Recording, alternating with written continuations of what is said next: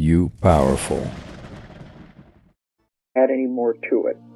So they were very aware of these other stories at the time they were putting all this together. They just chose not to include it in the Bible that has come down to us today.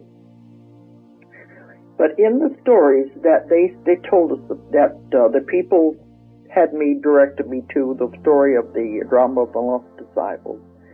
In that story, after the crucifixion, it wasn't very many months afterwards, the disciples were in danger, Joseph of Arimathea was in danger, and definitely Mother Mary was in danger, because they were trying to kill all the ones who had been associated with Jesus. They knew they were going to have to get out of Israel. Now, Joseph was so rich and powerful, they didn't know what they were going to do with him, because if they were to kill him outright, it would have created a big uprising. It would have created a lot of problems, because the Romans, everyone, knew of his power. They devised a scheme that to them seemed rational. They said, we won't kill him. We will let nature kill him. So what they did, they rounded everyone up, and there was Joseph of Arimathea, and he decided to take Mother Mary with him, because he couldn't have left her there in Israel, because she would have been in more danger by herself. Mother Mary, Mary Magdalene, I believe there was the other Marys that were involved with Lazarus, because Lazarus is one of the ones who went. He became a very important figure in all of this. Lazarus, if you remember from the Bible, is the one who was raised from the dead by Jesus.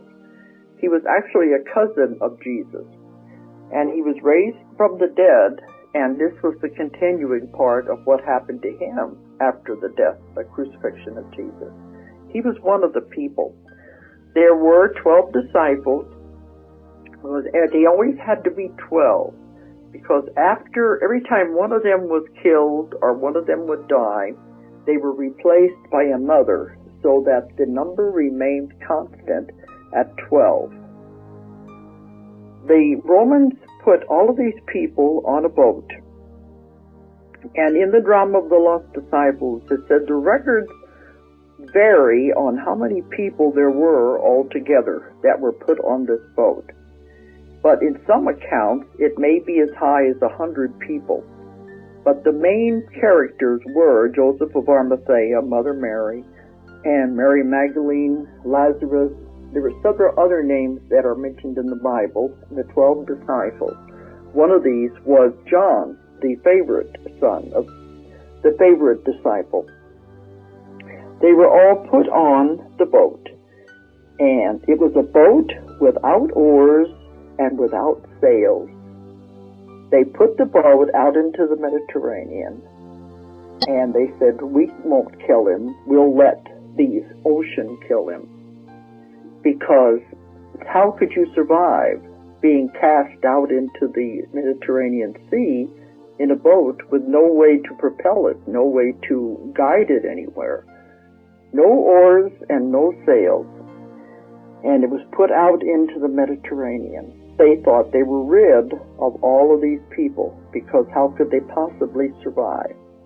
That is one of the greatest miracles that I've ever read, and that's why I can't figure out why it never was included in the Bible.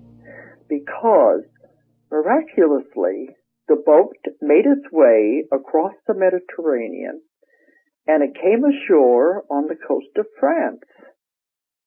And the place that it came ashore at now is called Sainte Marie de la Mar, which means Saint Mary of the Sea. Sainte Marie de la Mar in France, on the coast of France. And it's an inlet there where there's grottos.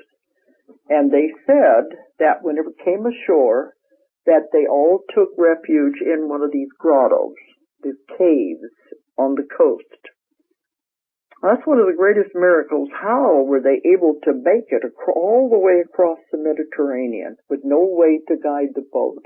It was almost as though it had to be divine intervention brought them to this this little bitty place on the coast of France.